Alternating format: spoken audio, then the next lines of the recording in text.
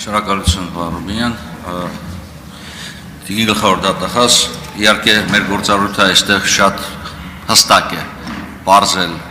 արկա է արարողության հանցագործության դեպք եւ տալ համաձայնություն կամ մերժել համաձայնությունը քրեական հետապնդում հարուցելու։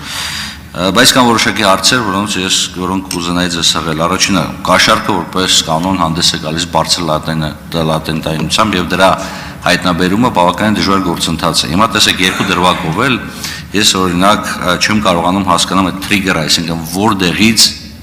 հնարավոր եղավ բացահայտել այդ հանցագործությունները։ Ենթադրում եմ, որ նախաքննական գաղտնիքի տեսանկյունից դուք չեք կարող բացահայտել, բայց տեսեք,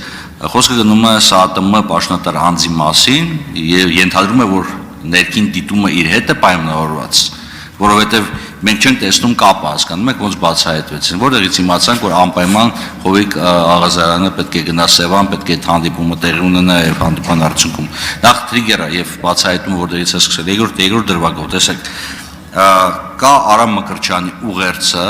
որը ես ընթերցել եմ, որում ըստ էության վերջինս փորձում է սա դիտարկել որպես հանցագործության մասին հաղորդում, որում վիդեո ուղերձ է ուղարկում, բայց կապը այդ անձի ում հեռախոսը զննվել է այս ամբողջ գործի հետ այդքան էլ հստակ չի երևում եւ երկրորդը ինչ խոշտանգման դեպքի մասն է խոսքը, վերջինս հանդիսացել այդ խոշտանգման հանցագործության դուժող թե մեղադրվող է եւ ոնց ենք դիտարկում սա որպես ապացույց քրեական դատավարության օրազության տեսանկյունից։ Մյուս հարցը, որ ես պետք է տամ, տեսեք, երկրորդ դրվագում խոսքը գնում է նրա մասին, որ գրություն է ուղարկել պարոն Աղազարյանը, ինքը գլխավոր դատախազ, ես օրական առնվազն 15 հատ գրություն եմ ուղարկում, այդ թվում ձեզ եմ գրություններ ուղարկում, արդյոք գրություն ուղարկելը ինքնին կարա նման խնդրահարույց իրավիճակների հիմք հանդիսանա։ Պատասխանեք, ես արձագանքի ժամանակ կփորձեմ պատասխանել, շնորհակալություն։ Շնորհակալություն, վերջին ձեր հարցից կամ չէ գրություն ուղարկելը ինձնից լավ գիտեք, որ հանցագործություն չի, ես պատասխանելով պարոն Գաբրիելյանի հարցին նշեցի, որ Սիսակ Գաբրիելյանի հարցին նշեցի, որ անձը փորձում է վիճարկել շահադիտական դրդումը, որովհետև ինքնին պատգամավորական լիազորությունների իրացումը մենք չենք մեղսագրում տվյալ դեպքում։ Մենք ասում ենք դու ունեցել ես շահադիտական դրդում իրականացնելու քո պատգամավորական լիազորությունը։ Դու չես անում դա քո մանդատով պայմանավորված քո ստանձնած հանձնառության հիման վրա դու դա անում ես, որովհետև ուզում ես օգտագործել քո օրինական լիազորությունը, իսկ գիտեք դա կաշառքի եւ իրական ազդեցությունն օգտագործելու հանցակազմի օբյեկտիվ կողմի հատկանիշն է։ Դրա համար, որպեսզի թյուրըն բռնում չլինի այդ թվում ուսանողների մոտ, գրություն ուղարկելը հանցանք չէ։ Շահադիտական դրդումներով ցանկացած լիազորություն իրականացնելն է հանցանք, որը որ բխում է պաշտոնատար անձին կողմից որևէ առավելություն ստանալուն, ծառայություն ստանալուն, գումար ստանալուն, որևէ կերպ առավելություն ունենալուն։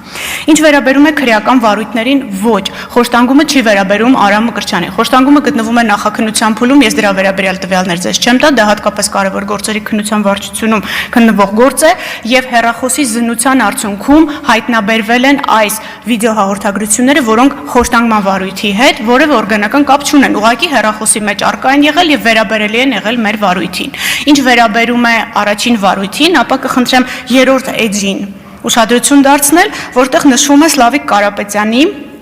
պաշտոնը, սա շատ հետաքրքիր ձևով է բացահայտվել վարույթը, որը հիմա գտնվում է դատարանում, կարող եմ ասել, դա կապված է եղել վարորդական վկայականների տրամադրման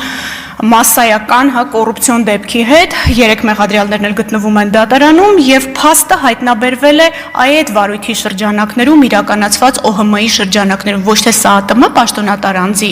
այլ այս տեսուչի Սլավիկ Կարապետյանի նկատմամբ դատարանի թույլտվությամբ իրականացված ՕՀՄ միջոցառման արդյունքում,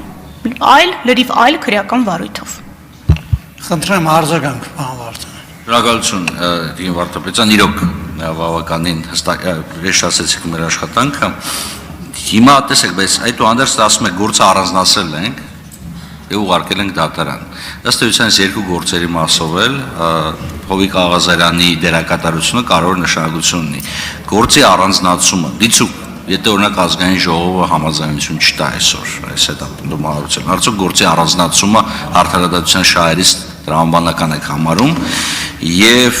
երկրորդ հարցը տեսեք հոշտանգման դեպքի մասին չեք ասում ես էլ նախաքննական գաղտնիքը հարգում եմ ես չեմ բարձրացնել այդ հարցը բայց արդյոք դատավարական օրենսդրության տեսանկյունից հանրության համար եմ ասում այդ ու նաեւ երիտասարդության արդյոք մեկ այլ գործի շրջանակներում ապացույցների ուսումնասիրության արդյունքում մեկ այլ հանցագործության վերաբերյալ վիդեոզայնագրությունների ի հայտ գալը մեր դատավարական օրենսդրության մեջ դասական առումով այդ ապացույցներ ձեռք բերելը դիտարկում է որպես օրինական եւ վերաբերելի ձեռք բերված ապացույցներ։ Շնորհակալություն։ Այո, պարոն Վարդանյան, առաջին կտորին անդրադառնամ, վարույթն առանձնացվել է երկու պատճառով։ Առաջին հերթին գիտեք, մենք ունենք քրեական դատավարության օրենսգրքով քրեական հետապնդման ժամկետներ։ Այն երկու սուբյեկտի հետ կապված քրեական հետապնդման ժամկետների մասով մենք ունենք սահմանափակում եւ ըստ էության ավարտել ենք նրանց մասով քննությունը։ Դա է պատճառը, որ վարույթն առանձնացրել ենք եւ ուղարկելու ենք դատարան։ Ինչ վերաբերում է այս վարույթին, ապա այս վարույթով կարգավիճակ եթե տրվեց անձին, կարգավիճակ տալուց հետո անհրաժեշտ է լինելու ապահովել կոնֆրոնտացիայի իրավունքը եւ եթե մենք այն վարույթը պահենք, մինչեւ սա կգնար, հնարավոր է մենք ժամկետային առումով որոշակի խնդիրներ ունենայինք քրեական հետապնդման ժամկետների հետ կապված։ Դա է պատճառը, որ նա այն վարույթը առանձնացվել է եւ կողմերին ծանուցվել է այդ մասին, ցանկություն չեն հայտնել, ժամանակ չեն ուզել վարույթի նյութերին ծանոթանալու համար եւ վարույթն ուղարկվելու է դատարան։ Դա չի խանգարում արդարադատության շահի տեսանկյունից խնդիր չի առաջացնում, իսկ ինչ վերաբերում է ձեր երկրորդ հարցին, դուք ինքներդ պատասխանեցիք ձեր հարցին, այո, քրեական դատավարության օրենսգիրքը, եթե ապացույցների ապացողական գործողությունների մասով եթե մեր ուսանողները երրորդ կուրսի գիտելիքներ ունեն, ապա այո, զննվում են եւ վերաբերելի տվյալները մյուս վարույթով կիրառելի են որպես ապացույց պատշաճ զննության դեպքում։ Արմեն Խաչատրյան, հաջորդ հարցին։ Շնորհակալություն Տիկին Վարդապետյան, տեսեք, երկու դրվագ, մեկը ՍԱՏՄ-ի հետ կապված,